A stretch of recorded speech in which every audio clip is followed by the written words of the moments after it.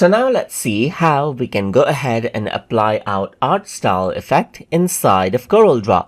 So in order to go ahead and apply the art style effect, first of all, you need to go around under the effects menu right here.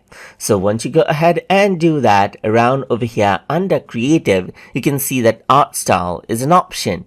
So if I were to go ahead and choose this, then what happens is that art style will be applied right here.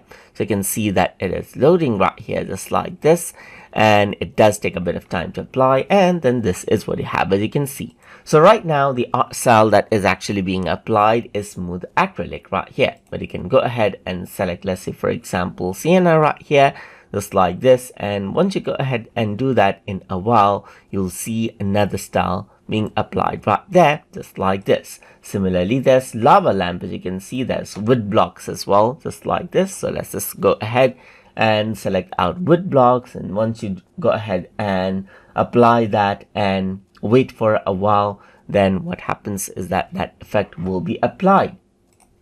And this is the type of effect that you see right here. You can also go ahead and change around the intensity of the art style right here as well. And then you can see that it reduces the opacity of the art style and overlays it out onto the main image. So you can go ahead and select an art style again and change the amount of effect to it as well. And then this is the effect you have, as you can see. You can also go ahead and choose for a lower detail. And then this is the result that you see. So let me just go ahead and bring back the intensity right here.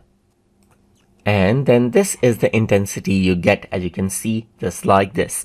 And that is how you can go ahead and work around with art style inside of Corel Draw.